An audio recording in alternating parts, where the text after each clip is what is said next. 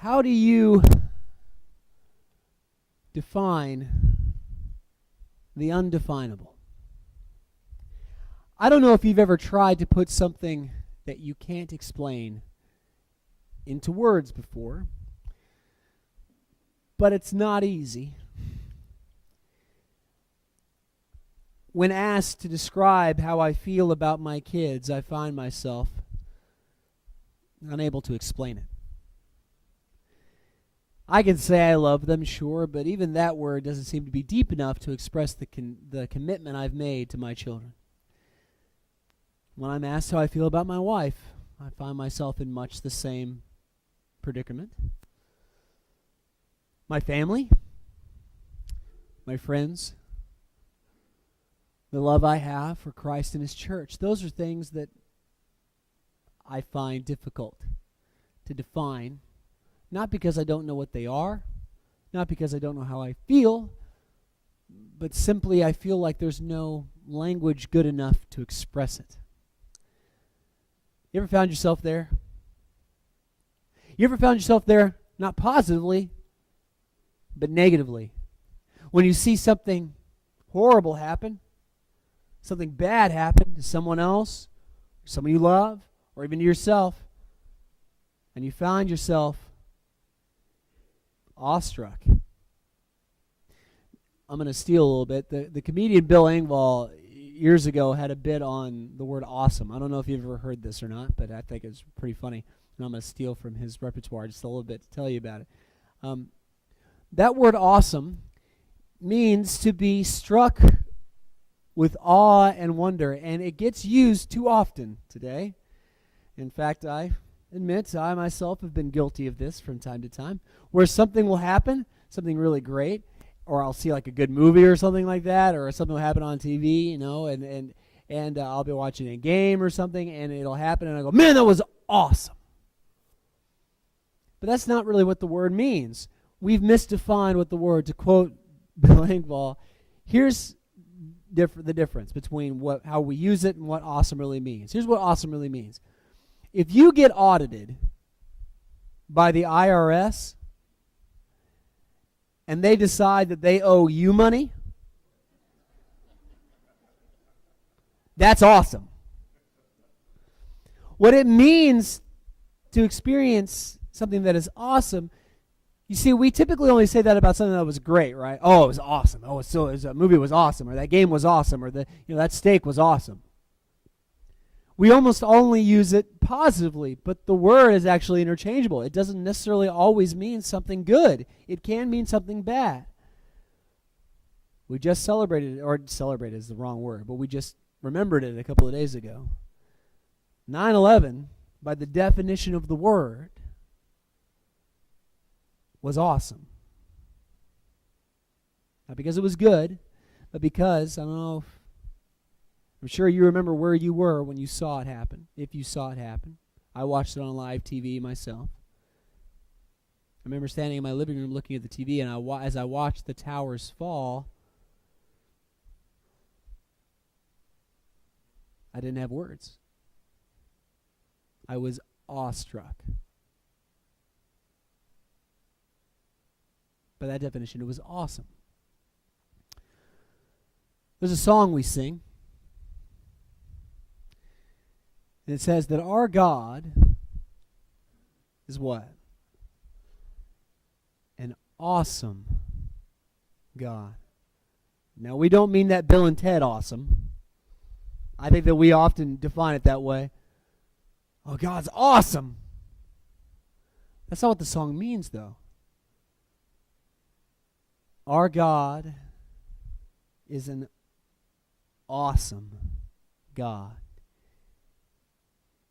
He reigns over heaven and earth. That's what it means. It means that when we try to describe who He is and what He can do, we can't. How do you define the undefinable? Starting today, over the next couple of weeks, we're going to be looking at 3 separate lessons on God's power. And we're going to be trying to do just that, to attempt the impossible, to define the undefinable. We're going to be talking about God's power, starting today with a concept that I think we know about, but we don't really think about. But you see, the theologians will say that God's divinity has 3 attributes, and you've heard me talk about this before. But we're going to take each one of these 3 attributes and break them down each week, starting today over the next 3. And they're this: that God is omnipresent, meaning He's everywhere at once. Number 2, He's omniscient, meaning He knows everything. And number 3, He's omnipotent, meaning all-powerful and can do anything. But you see, those words are so lofty. Omnipresence, omniscience, omnipotence. Even that one, you got to build up to. You can't just say, oh yeah, omnipotence. You have to go omnipotence and drop your cadence just a little bit. I mean, it's heavy, right? It's a big word. Saying that word's like carrying around a bag full of cinder blocks. You can't just say it. You gotta stretch first before you pick that bad boy up, right? It's a big word. And we like applying words like that to God because God is a big God, right? We sing another song with our kids. Our God is so big, so strong and so mighty. There's nothing our God cannot do. And yeah, that's a song for children, but it's a song that we feel when we use those words, when we talk about how big He is and how indescribable He is. But you know, church, I think that too often we think about the bigness of God and we allow that concept of something so big and something so awesome to alienate us from Him. It would be easy to get wrapped up alone in the power of God and forget that we love a God and serve a God who loved us enough, despite His awesome nature, to save us from our sins. But when we think about the eternal nature and power and glory of God, it's easy to become alienated from Him. Why? Because when we see His power, we cannot be reminded of our lack of power. Go home and get online and research the universe, the size of the universe, the size of the planets and the stars. And it won't take you very long to see how infinitesimal we human beings are on a universal scale. Massively small. I know that sounds like an oxymoron, but that's the best way I can describe it to you. Our smallness is incomprehensible, almost. And that God, the guy that's big enough to make these huge, massive things out in the stars beyond even our vision, would take the time to consider us, who are not even on that scale, the size of specks of dust. But He takes the time to think of us. That's amazing to me. It's easy to think that way and to alienate ourselves because He's so big. He's so big.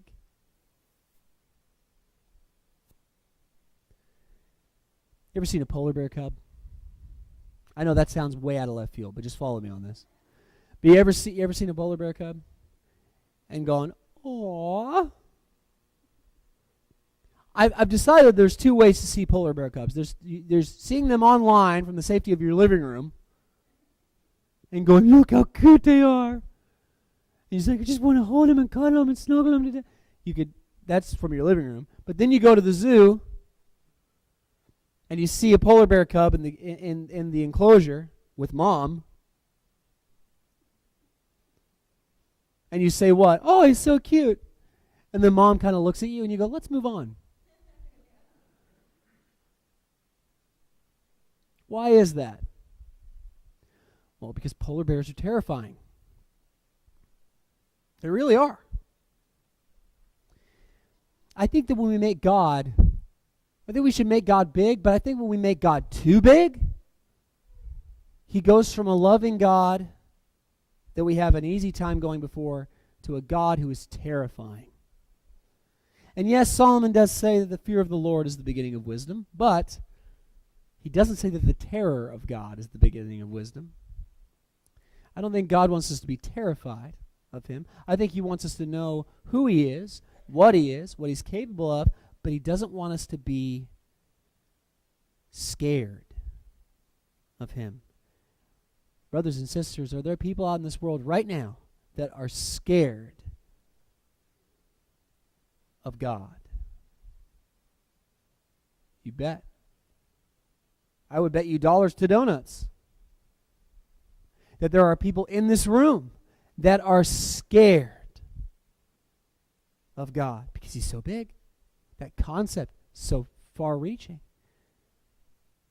I want to talk about God's power today, next week, and the week after. Not to scare you, but to shrink God down just a little bit. We're going to talk about, first off, his omnipresence. We see in Psalm 139, David writes, "O Lord, you have searched me, and you know me. You know when I sit and when I rise. You perceive my thoughts from afar. You discern my going out and my lying down. You are familiar in all my ways. Before a word is on my tongue, you know it completely, O Lord. You hem me in, behind and before. You have laid your hand upon me. Such knowledge is too wonderful for me, too lofty for me to attain." Now that first section sounds like he's talking about God's what? Which one of those three characteristics? His omniscience, right? His all-knowing power. But he's actually not. He's using the fact that God is all-knowing to talk about something actually different. He's using his omniscience to talk about his omnipresence, which we're going to see in the next section of Scripture, which is really the focus of this morning's lesson. But he says here this, that it doesn't matter what I say, where I go, who I'm with, you know everything before I even do it. Now that sounds terrifying, doesn't it? It even sounds scary, I think, a little bit to David because he says, I can't even attain this. ESV renders it the same way. Such knowledge is too wonderful for me. Yes, he uses the word wonderful, but he uses also the what word before it? Too. Not T-O, T-O-O, which means too much, too far, too wonderful for me. I can't take it, is what he's saying. It is high. I cannot attain it. I love the way the NIV translates it, though. Too lofty. Too lofty for me to attain. Little boy comes home from church one Sunday morning. And he runs through the house, and he gets away in the back of the house, and the mom gets lunch ready, and then she goes to find him, and she can't find him. And she starts calling to the house, and, "Where are you, kid? Where are you?" And she can't find him anywhere. She starts to get a little worried, a little scared, and then she happens by, and she hears something coming from one of the coat closets, and she opens up, and there he is, balled up in the little corner. She goes, "What are you doing hiding here in the closet?" She said, "I'm hiding from God." I said, "Why are you hiding from God?" And the boy says this, "My Sunday school teacher said that he's always watching." Now that's funny, but think about that from a child's perspective. That's a little scary, isn't it? That means that you are never outside of God's purview, that there is never a spot that you're in where God doesn't know what you're doing and see what you're doing and sees what you're doing. That's a little terrifying. I mean, we get worried when the NSA does that, right? But God's just there. How does God know what we're going to do? You know how God knows what we're going to do? Because he's right next to you. When you're a parent, we just use that little analogy, but as a parent, can you look at your kid and he doesn't say anything, but he's looking at something and you know what he's thinking? Now, I'm not saying you guess what he's thinking. I'm saying you know what he's thinking. Like you come into the kitchen and you see him looking at the refrigerator, and you know there's cookies on top of the refrigerator. And you can see the little gears of his mind working, and you think to yourself, he's planning on climbing up that refrigerator. And then you ask him, "You going to climb up that fridge?" He goes, "No." Can you predict what your kid does before they do it? I can. Fairly easily. How do you know that? Well, because we spend all day, every day with them, right? We're around them so much that level of intimacy is so great that we know what they're going to do before they do it. He's saying this, that the reason why God knows what you're going to say before you say it is not just because he's God and he knows those things. That's true. But it's because of the level of intimacy that God has with each and every one of us. Why? Because he's always with us. Then he says something that is both equal parts beautiful and, again, a little scary. Look what he says. Verse 7. He asks a rhetorical question. Where can I go from your spirit? Where can I flee from your presence? If I go up to the heavens, if I make my bed in the depths, you are there. If I rise on the wings of the dawn, if I settle on the far side of the sea, even there your hand will guide me. Your right hand will hold me fast. If I say, surely the darkness will hide me, and the light become night around me, even darkness will not be dark to you. The night will shine like the day, for darkness is as light to you. God's there. He's there. And when we think of it from a perspective of his bigness, from his giganticness, I know that's not a word, but I'm going to use it. And we think of it as a perspective point of his awesome power. That terrifies us. But we forget that we love God and we are willing to serve him, church, not because of his bigness. This is going to sound weird, but I want you to follow me on this.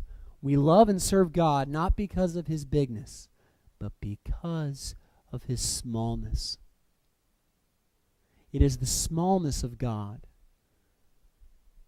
that endears us to him.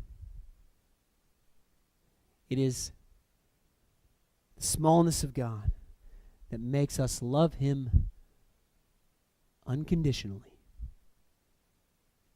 And here's why. God always follows us. He doesn't follow the stars. He could. He's that big, isn't he? He doesn't chase comets through the cosmos. He doesn't chase light to the end of supernovas and explore the depths of black holes. He could do those things. He's that big. But instead, he makes himself small enough to follow you and me. What does David say here? Notice the structure of this statement. He says, if I go up to the heavens, if who goes? If David does. If I go up to the heavens, if I make my bed in the depths, who's there? God. According to the structure of that sentence, who's following who? Who's making the decisions to go to these places? Who's the one making the course corrections? Who's the one choosing the destinations? It's not God. Who is it? It's David in this context, isn't it? So what does that mean? That means if David is deciding where David is going and God is there, how did God get there? Because he followed David. It's not like you can't say, well, Jarrod, no, it says actually that he was already there. Not really. Because that implies what? That David, on the way there, didn't have God with him. That means, if you look at it from that standpoint, that when David was on the way to the heavens, or to make his bed in the depths, that word is Sheol, by the way, in the Hebrew. It's the realm of the dead. on his way up to heavens or the depths, that God wasn't with him, that he was just there waiting for David to get there. Is that what it says? No, it says, I go and you're there. I flee and you're there. Where can I flee from your spirit? That's a rhetorical question because the answer is implied. I can't flee from your presence because you're always right behind me. Now think about that. You want a scary thought? How about this one? God is always following us. He's right behind us the whole time. Not because he's like that little chihuahua in the Looney Tunes cartoon. You know, the bulldog, you remember this one? Bulldog, big burly bulldog, the little chihuahua. Where are you going, Spike? Where are you going, Spike? And he's following behind him, bouncing around. That's not why. He's not the annoying little brother that follows us everywhere we go. That's not who he is. He's behind us. Why? Because he's there to care for us.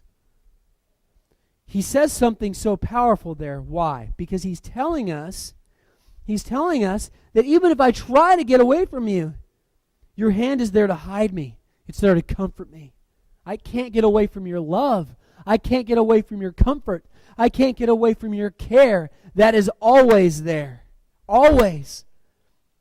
And you don't even know what I'm going to do before I do it. Not just because you're God, but because you're there to see me react to things. Brothers and sisters, that means that you as a Christian never experience anything alone. Have you ever felt alone in your life? Isn't it amazing how we as human beings, who are social animals by our very genetic nature, okay, we seek community. There was even a study recently that proved that people don't survive on desert islands in isolation because they lack something that even genetically they're required to have. You know what they are? In order to stay sane and to keep your body healthy, you know what you have to do? You have to talk to other people. You can't be in a room all by yourself for a long time and not become damaged over time because your brain needs human interaction. You're designed that way. But even it's amazing to me that even as we're designed that way, is it possible for a human being to feel alone in a crowded room? You ever been there? I can't tell you how many times someone's come up to me and said, I just feel so alone. I'm so lonely, Jarrod. And I said, what are you talking about, man? Don't you have friends and family? He said, yeah. Don't you see them a lot? Yeah, but I still feel so alone. I feel isolated. Brothers and sisters, the Christian never needs to feel isolated. Because we never experience anything alone. Never. When I held my son in my arms for the first time, I didn't experience that alone. God experienced it with me. He was right behind me the whole time.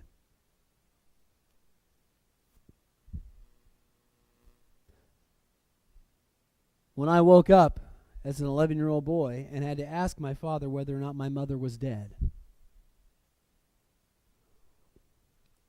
which thank God she wasn't, but I honestly didn't know. I didn't experience that pain alone.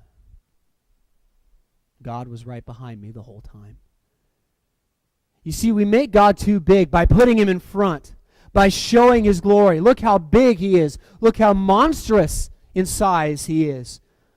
Look how awesome he is. And yes, he is those things, but God does not dwell before us, church. In the journey of our lives, God dwells where? Right behind us.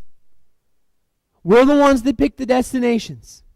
We're the ones holding the road map. We're the ones saying, I'm going to go here and then I'm going to go there. And God says, I'm right behind you. That doesn't make him big. That makes him small. And that's what makes him worth loving.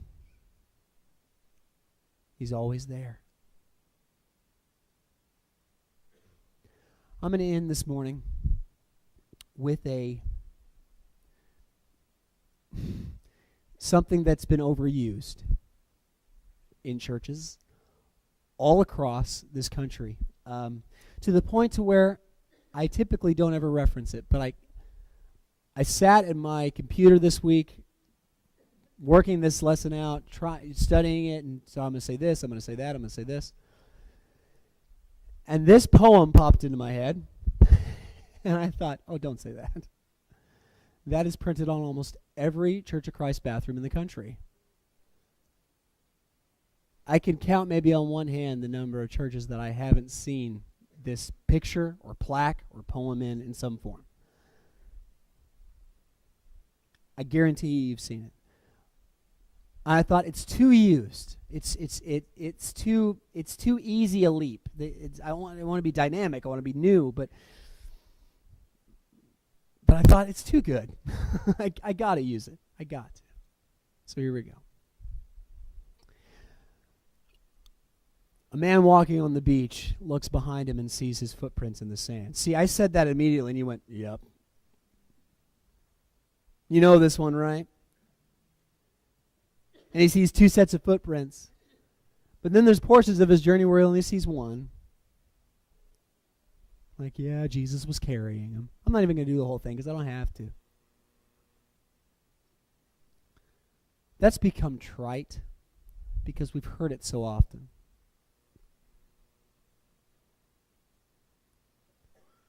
But it's true.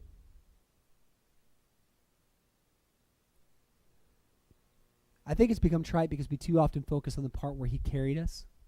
And does God carry us? Absolutely. But I don't want to focus on the part where he carried us. I want to focus on the part where we walked side by side.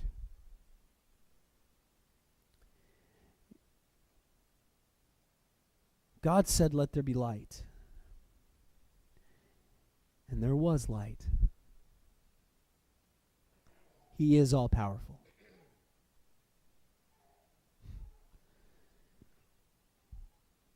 Jesus puts his foot on the water, and it is solid. And then he takes his foot away, and it's liquid again. Is he all powerful? Absolutely.